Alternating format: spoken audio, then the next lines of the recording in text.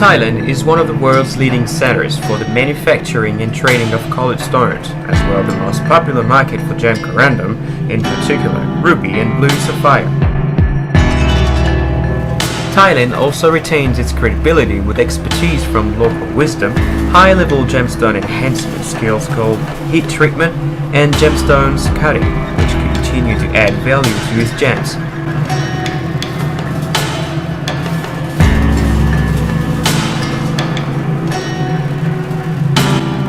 In this first episode, we'll be talking about the Thai gem cutting skills. Thai Gemcutters have internationally recognized skills in polishing and gemstones cutting. Thai Gemcutters mostly use traditional gemstone cutting machines, but how efficient are they? Could an amateur gem cutter use these machines? What are the main differences between the Thai cutting gem style and the rest of the world?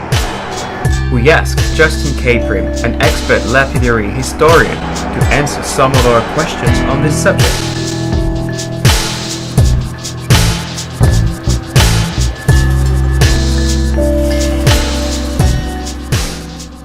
So the type of faceting machine that we find here in Bangkok is pretty interesting because it's actually a combination of two different types of faceting machines. If you look at the old diamond cutting tables from like the Netherlands, they brought those tables over here. So they put the jam peg head on this Dutch diamond cutter's table with the same diamond cutter's tang. And so you've got this really, really fast iron and copper wheel, but with this sort of French style jam peg. So each machine doesn't have its own motor. They're all linked to the same one with these sort of big rubber bands or these big ropes. It's quite cost efficient for the factory because they're all running on one. And then usually all the polishers will run on a different motor, and then they can, use whatever speeds they want to use.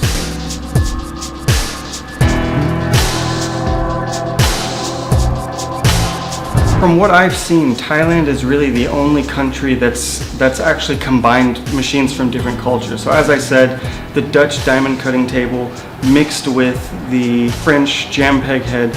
We also see a sort of Thai version of the Dutch diamond cutter's tang. If you look at the old ones from the 1800s, it's a wooden handle with two metal pinchers holding the dop stick that holds the stone. The Thai cutters have really simplified what we see being used for cutting diamonds, but it's the same tool. So different factories will use different ones. Some are using the handpiece, some are using the jam peg. Whether they use one or the other depends on who's taught them.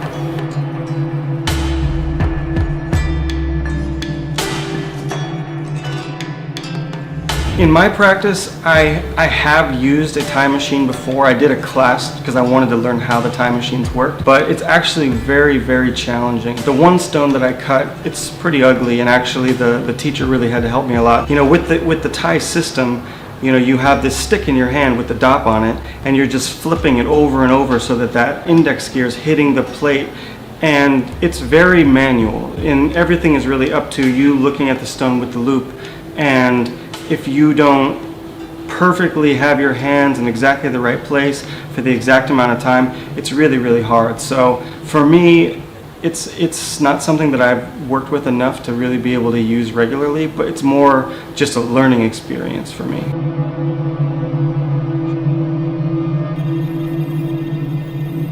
So the machines that are being used in Thailand are here for a specific reason. They're mass production machines. When we go back and look at what was going on in the early 1800s, the late 1800s, the early 1900s, whenever they were really using these heavily in France, France was kind of like the cutting capital of Europe at that time. Those machines were built for mass production. They're built for speed. So when we look at the Thai machine versus, let's say, Sri Lanka, where they have a really different style of, a modern index system on their handpieces, it's really totally different. The Sri Lankan machine has more in common with the American machines than it does with anything else, because with these big Thai tables, it's got a fixed lap. The lap doesn't come off. You can't change it. There's index gears, but there's not really the kind of index gears that we're used to as a Western cutter, with 96 indexes. It's just an 8-sided disc, and you flip it around, and then when you want to do anything in between the 8, you just twist it. When you've cut your 8 facets and you want to go in between, you just twist it a little bit. So that's also really, really hard, not something that just an amateur cutter could do. Very different than the Sri Lankan machine, which is way more precise, and then very, very different than, I would say, like the American style mass machines that are really focused on ultra precision.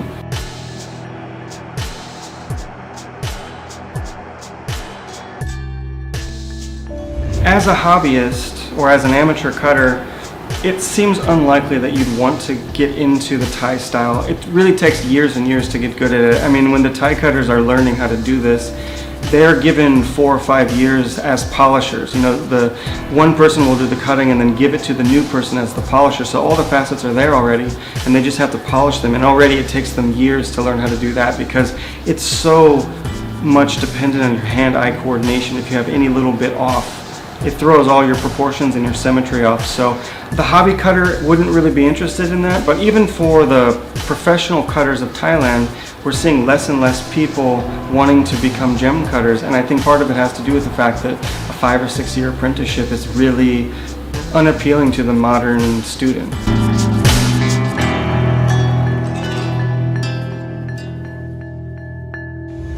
On the Thai machines, we see really just 2 kinds of polishing laps.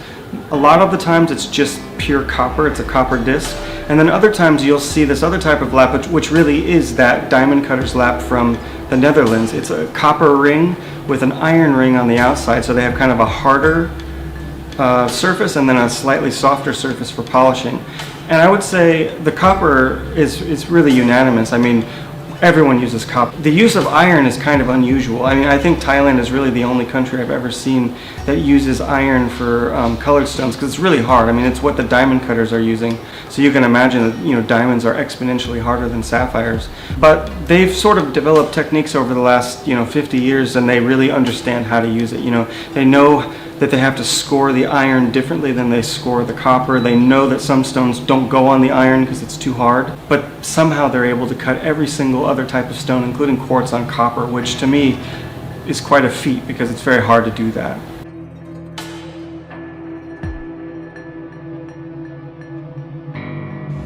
I think if I was going to make my own machine, like if I could just dream up a machine that would take influences from all other cultures that I've seen, maybe the best feature of the Thai machine is probably the lap, the way that the lap's set up, because, well, first of all, it's running at 3,000 RPM, so it's going so much faster than everybody else. Again, kind of a hand-me-down from the diamond cutting culture, who also runs at that speed, but the machine is so well balanced, because you can imagine 3,000 RPMs, if there's any wobble, I mean, it can fly off and kill someone. So the machine must be very well balanced, and I think it's so solid. You know, it's a piece of furniture. It's not really a machine in the way that we think of fastening machines.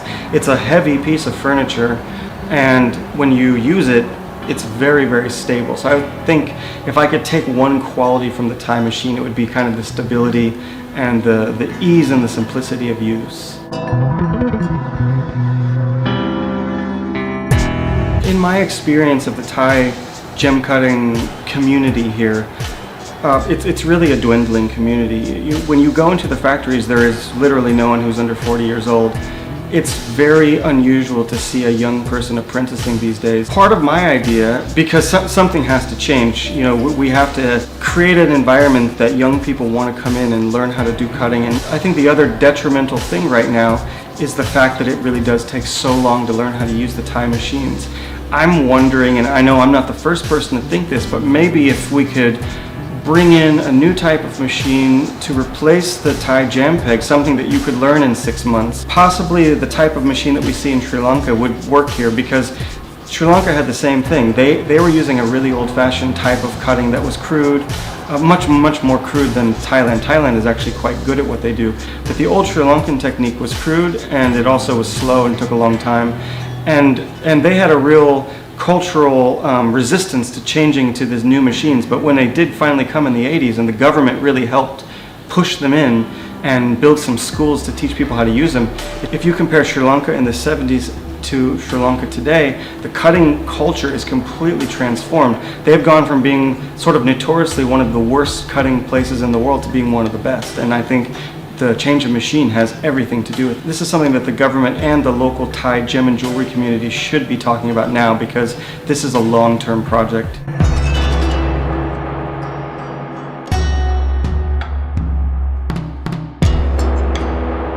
When it comes to quality of cutting in Thailand, you would think that because they're using kind of old-fashioned machines that really rely on, really just the skill of the cutter, that the cutting here would be quite crude. I sometimes can't tell the difference between my own precision cutting and their precision cutting because it's so good. Of course, like everywhere else, you have different qualities, different costs. So, if there's a really, really cheap factory where they're going really, really fast, typically the quality is lower, but the factories where the quality is really, really high, of course you're going to pay more, but the quality of the craftsmanship is incredible. I mean, it's close to perfect. And what that really comes down to is how much time the cutter has had to perfect their craft. So the highest level of craftsmen that I've seen here in Thailand as far as cutting goes, I would say are some of the best in the world.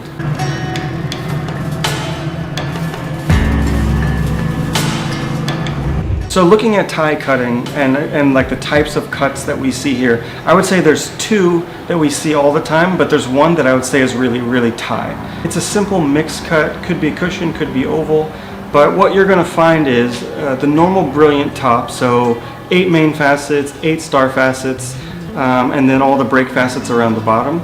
But then on the bottom of the stone, you're gonna have a step cut. And the unique thing with the way that the Thais do it is they like to do really, really small steps. And so instead of doing like 8 indexes the way that we typically see as like the classic way in France, we will see sometimes 12 indexes, 18 indexes, even 24 indexes. So that means 24 columns of facets around the bottom of the stone. And then you have all the tiers. So you have maybe 4, 5, 6 steps of facets on the bottom. And so the reason why they do this, I think, first of all, it saves weight. All these little facets, you can really follow the shape of your ruby. And if we think about how Thai cutting developed, it was with Thai rubies. Thai rubies are a little bit dark, sometimes can be a little bit included. They're sort of extra twinkly because there's all these little flashes, so they kind of distract your eye from seeing any inclusions that are inside the stone. The downside is though that it makes the stones a little bit darker. Having bigger facets would actually make the stones lighter. And since the Thai rubies are known to be slightly darker, it sort of doesn't make sense, but I think it really comes back to saving the weight. I consider that to be like the Thai cut, if I could name one. But the other type of cutting that we see here a lot, I think comes from India. It's the Portuguese cut. So it's kind of a similar cut. It's a bunch of little facets on the bottom of the stone, but instead of being squares, they're in diamond shapes. So it's a bunch of small diamond shapes that are all interlinked, and they can do, quite a few rows to be able to still follow the shape of the rough. That one you see less, and typically when you do see that one, it typically tends to be more windowed than the regular square type of step cut. I have an idea that the Thais learned that type of small step cutting from France, same way as they got their Thai jam peg, whereas if we would look at the story of India, India is probably learning that style from Germany.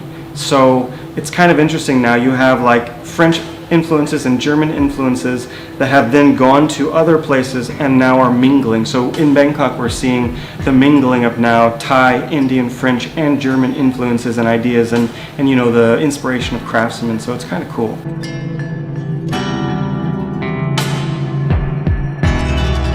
I would say one of the strongest abilities of the Thai cutter to be able to do recuts and to be able to do designs from their head. You'll never see a diagram in a Thai factory. They just don't use them.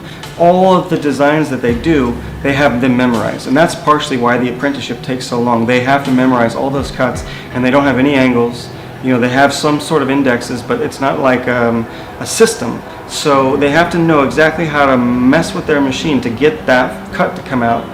So when it comes to doing recuts, they're so good at getting the proportions straight, getting the meat point straight by stretching the facets and really pushing their machine to its natural limits, that when it comes to recutting, they're very, very good at it. At least the good cutters can take a poor stone, they look at it, and of course they know exactly what you know and I know. Oh, the stone's windowed, the shape's not right, the polish isn't very good.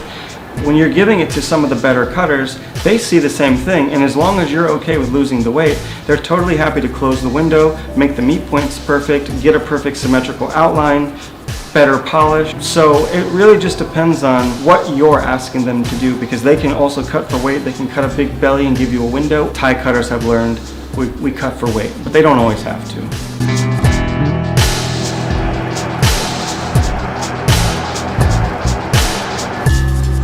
The one other limitation of the Thai machine is going to have to do with how fast it's spinning. So Thailand came up on rubies and sapphires. That's what they have here, that's what they're known for, and that's also what the trade demands of them. So a lot of their technique has been developed around these harder stones. But when you start to ask them to do softer stones, it's usually not a problem, but sometimes there are certain things that they can't do. For instance, kunzite. I've yet to find a Thai cutter that can cut kunzite. Kunzite, because of its cleavage planes, you know, it's a sensitive stone. It's challenging to do for anybody. But when they take that stone and try to polish it on a 3,000 RPM machine, they just explode. Other things though, I would say opals. I've had Thai cutters do opals without an issue.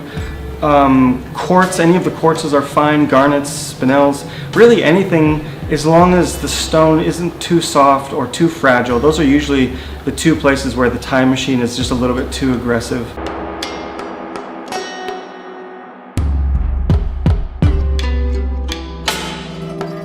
So when you go through the Thai factory, you're going to see everything is sort of organized in stations, and the stations have to do with the different parts of cutting the stone. So somewhere there's going to be a guy sorting out the rough, getting the order ready. That's going to go then to the saw.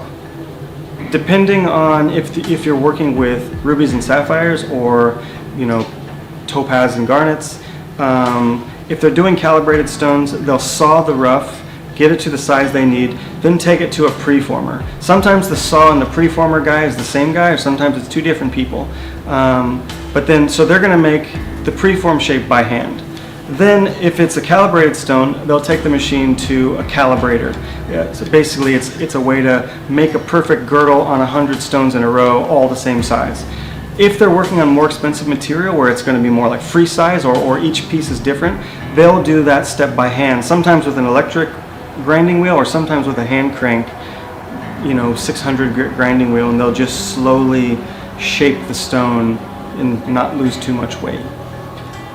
From that step, it's going to go to the cutter. So the cutter is usually going to be using a centered lap. Sometimes it's a two-band centered lap, so they've got like a rougher, what we would call like a preforming step, and then the cutting step, or maybe it's a cutting step and a fine cutting step, depending on the cutter and how they have their laps set up. But I've seen a lot of times 2 steps of cutting, so they can go basically just to go fast, and then they'll cut all the facets on their finest grit, and then it will go to the polisher.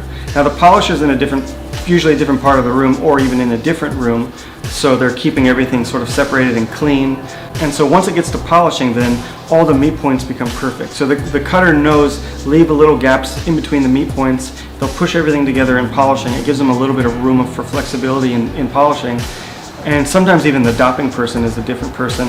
And then there's quality control. And usually it goes through 2 steps of quality control. So one in the middle, and then one right before they bag it up and send it to the customer. So if anything is wrong, they'll send it back to the polisher. If there's something really, really wrong, it might have to go back to the cutter. But I think usually just the polisher can fix any, if there's meat point mistakes or anything that just doesn't pass QC.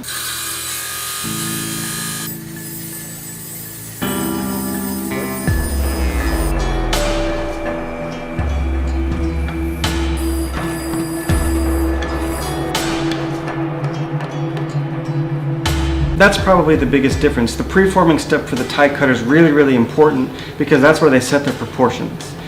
For the Western cutters where we're using angles, we don't really think about proportions too much because we know what angle we're cutting at. But if you don't know what angle your machine's at, it becomes very, very important. If you're cutting a 50% height or a 60% height, that might be the difference between window and no window. And depending on your customer, if they've asked you for no window, you need to know that your corundum needs to be above 50% or whatever it is to not window. So for them, the preforming step is very important. It sets the stage for everything else to come.